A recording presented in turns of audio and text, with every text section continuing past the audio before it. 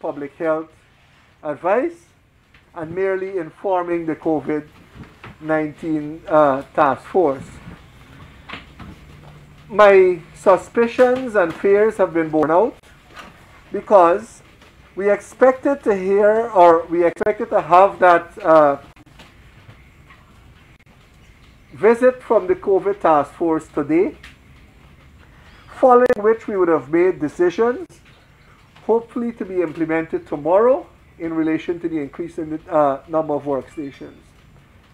As we speak, we are unable to have the presence of that team from the COVID-19 task force because we were told they were otherwise engaged and as a consequence was unable to meet with us today.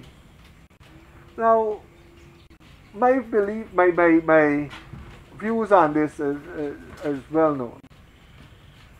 We ought not to be fettered by a task force that is comprised persons who are seeking office from this electoral process. And it has always been my belief that their presence there could affect objective consideration by that task force of our issues. So we are delayed. And the delay in the COVID-19 task force meeting with us has led to several other delays. As a consequence of not being able to meet and discuss with the COVID-19 task force, there were no new issues to be raised and deliberated upon by the Commission. So as a consequence, the Commission did not meet. And it was our stated intention as well, after the meeting of the Commission, we would have met with a delegation from the People's Progressive Party to discuss some of the issues that they have raised and requested a meeting to discuss. And thereafter, to meet and discuss with the coalition APNU plus AFC, to meet and discuss some of the issues that they have raised. So all of those consequential meetings were not possible as a consequence of the first meeting not going on. And this is part of a worrying trend. You have seen one newspaper, the state newspaper, already complaining about the number of persons who are housed in this facility. It is my respectful view that that view or that narrative is being telegraphed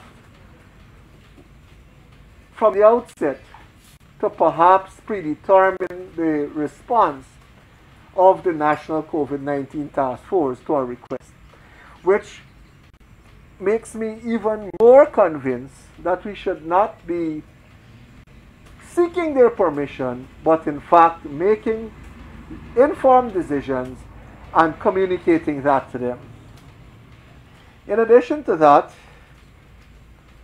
and this also touches and concerns the COVID-19 task force, we are still to hear at the Commission level about a response to a request that we facilitated to that said task force in relation to the return of the Carter Center Electoral Observer Mission.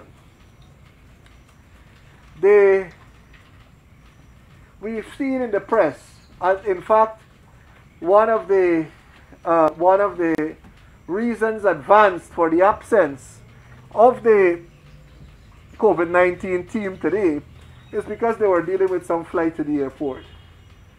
Now, that only lends support to the thought that some categories of persons are being allowed into the country, and it begs the question as to why there is this continued prohibition or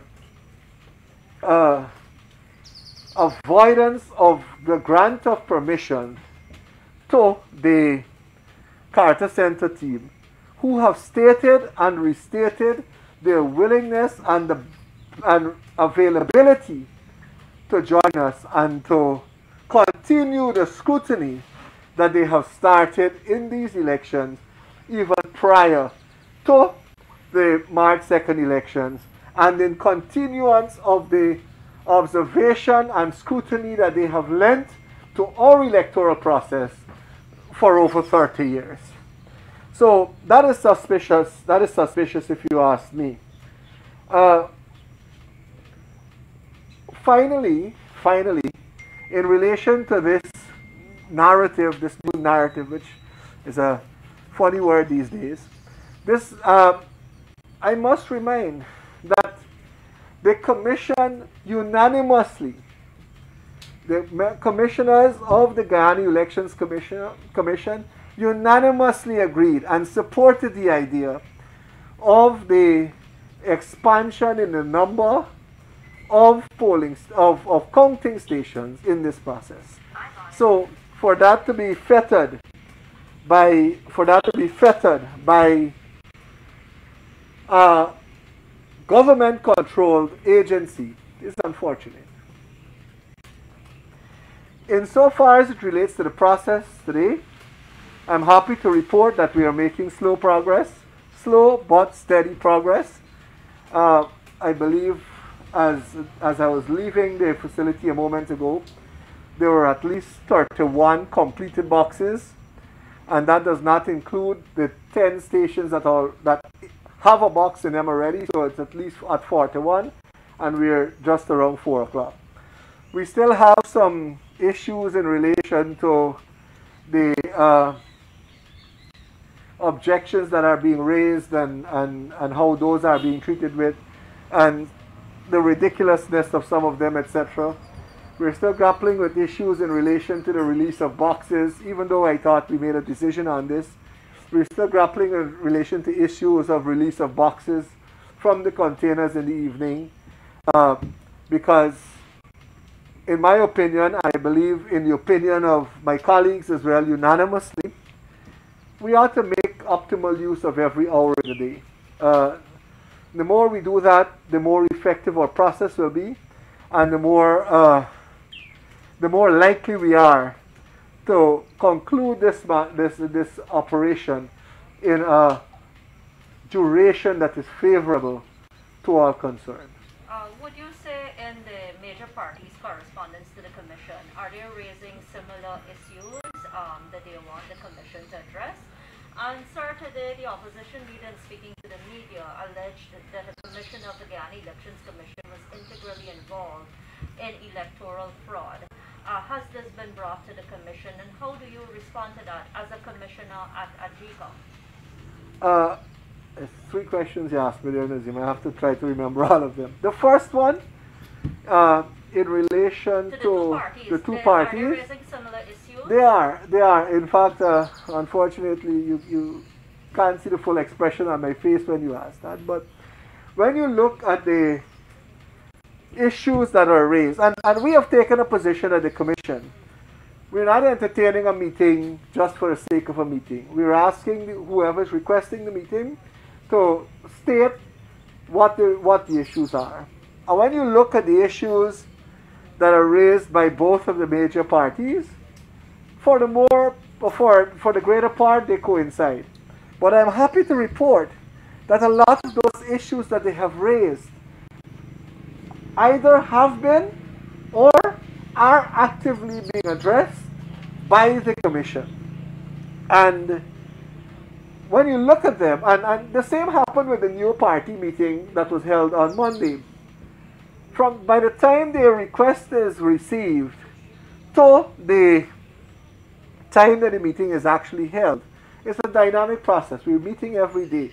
We're trying as far as possible to resolve those issues. So, yes, the issues coincide for the greater part, and further, yes, we have resolved most, if not all, of those issues, and the unresolved ones are engaging our attention.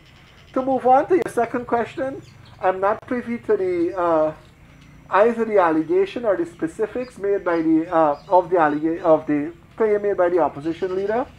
I can endeavor to take a look at them. I'm engaging with you almost every day. Alexander was integrally involved in electoral fraud, this elections in particular. Has that been brought to the Commission? And how do you feel that as a commissioner?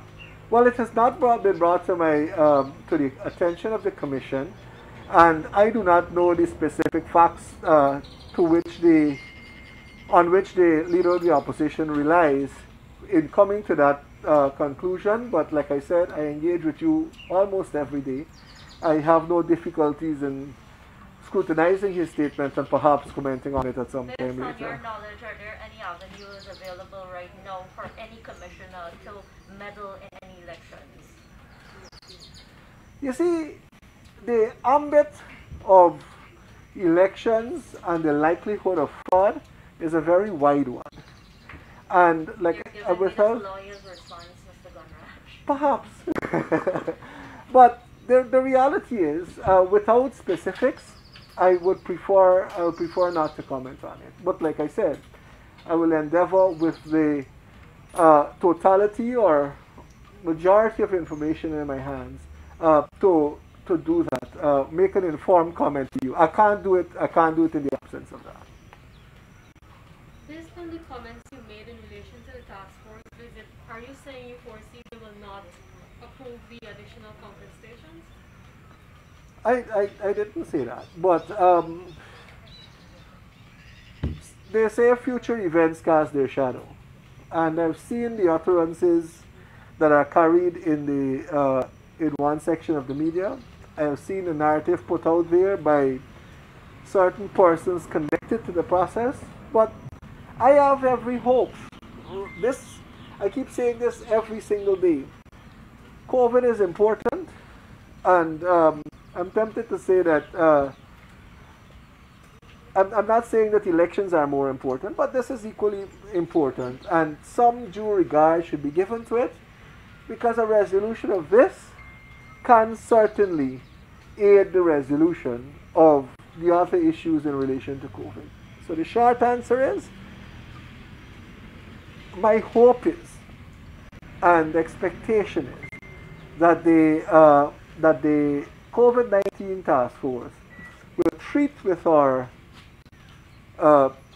request in as timely, efficient, and objective a manner as the exigencies of the request requires. You would agree that GECOM did not follow all the measures recommended. There's still tentage, for instance, in the compound and in the building that is being used. Well, there was no specific, and I keep hearing this thing.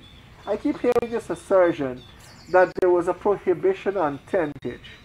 I don't recall I have read a report from the public health officials that conducted the visit with us, and my recollection, and I'll certainly consult with it afterwards, after this interview, I don't recall reading a prohibition in that advice on tentage. So to say that we have flouted the requirements of the public health advice, I will disagree. In fact, every single day, I see additional measures being put in place. By day 2, I saw new wash stations being employed. As you walk around the building, there are more sanitizing stations than you can count, and all of those things. There's actually a sanitization team. The frequency with which that team is a large team that is on site all the time. The frequency with which the stations are being sanitized is commendable. So, if anything, I believe that GECOM has exceeded the requirements as suggested by the public health team, rather than flouted them. Thank you very much. Stay dry and warm.